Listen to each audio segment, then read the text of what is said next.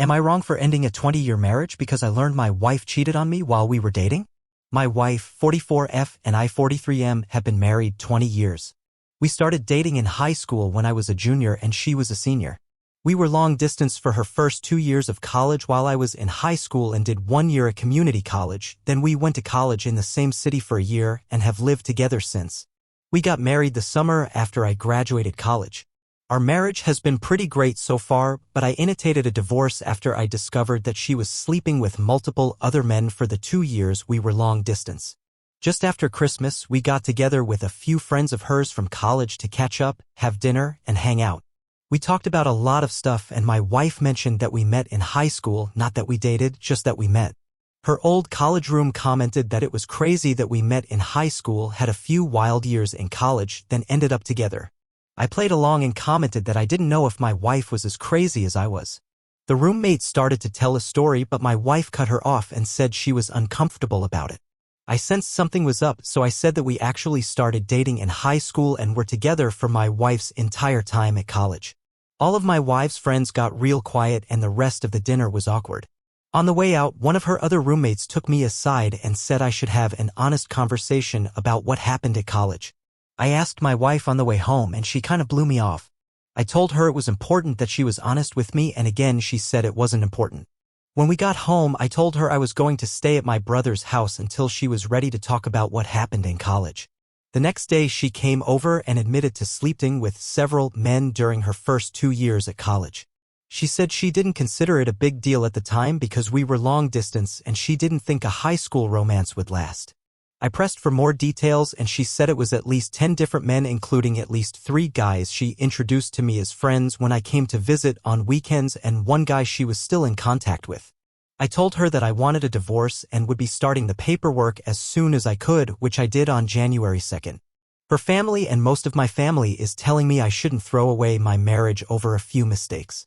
I've stood by my belief that cheating on me with multiple men for years is unacceptable no matter when it happened, and the fact that she continued to maintain relationships with these guys right in front of me was an unacceptable amount of disrespect. We have 2 children, but they are 17 and 19, and I believe they will understand why I need to end the marriage. Am I wrong for leaving? I feel like I'm going crazy with the amount of people telling me to overlook years of infidelity and decades of lies. Edit. Holy shit, I'm glad I did this with a throwaway because the response here is unexpected. I obviously can't answer every question/comment, but I wanted to provide some detail for common questions. The reason I posted this is that my wife and a few friends have been saying it's common to sleep with other folks when you're in a long-distance relationship, and that I'm kind of the odd one out for not sleeping around. I felt like I was being gaslit, but I wanted an outside perspective. We live in a state with a waiting period to finalize a divorce, so I felt it was a reasonable idea to get some insight before things are finalized. After these comments, I see a handful of folks saying it's normal to sleep around during a long-distance relationship, but it seems to be a significant minority. We saw each other a couple of weekends a month during the 2-year college period. I lived about 3 hours away from her college, so it was long distance but not like cross-country. This was not a situation where we went months without seeing each other. The 3 guys I met while she was in college were meetups that happened during parties. The subject of me being a boyfriend didn't really come up, so I honestly don't know if these guys knew anything. The 1 guy we're still in contact with married a mutual friend from college. This is not some guy she secretly messages on the side, it's somebody we've talked to regularly for years. I've talked to him a few times since I've learned about my wife. He said he didn't know we were dating at the time and has since blocked my wife on social media. Some folks have asked how the roommates didn't realize at our wedding that the timelines didn't work out. The main reason is that my wife and I had a very small ceremony with just close family in Texas, then went back to the East Coast to have a big party with friends. The typical reception/sharing details about how we met stuff didn't really happen, so her roommates didn't realize we started dating before college. It sounds like they thought we only dated for the year we were both in the same city, then moved in together.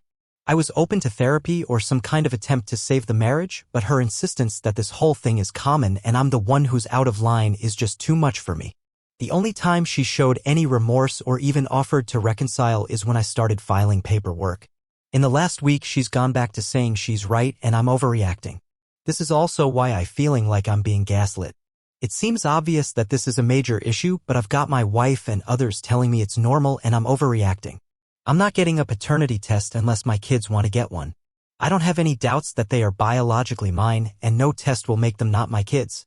I love them more than anything in the world, and my wife's infidelity won't change that even if one or both of them is not biologically mine. They've been my kids for 19 years and they will be my kids until I stop breathing. Final edit. Hey all, I've been reading a bunch of the responses, but things are getting crazy and increasingly unhinged, so I probably won't be checking in more. Here are a few more answers to common questions I've seen. We were definitely exclusively dating at the time. First, dating culture was a lot different 20-ish years ago, and exclusive was kind of the default for most people. Second, we had a long and difficult discussion before she left for college about continuing the relationship long distance.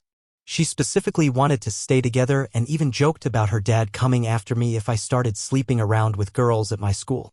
Finally, at my senior prom, she was not able to attend and was very upset when I proposed going with a platonic female friend of mine. As a result, I ended up skipping my prom and hanging out with her instead.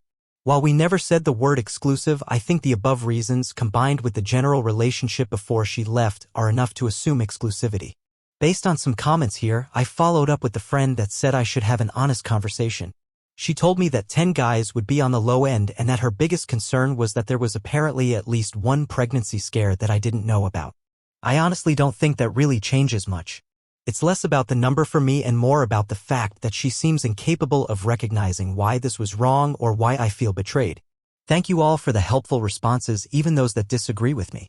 I will still be open to therapy if she's willing, but I honestly feel like it would be more about us being successful co-parents and finding closure than saving our marriage.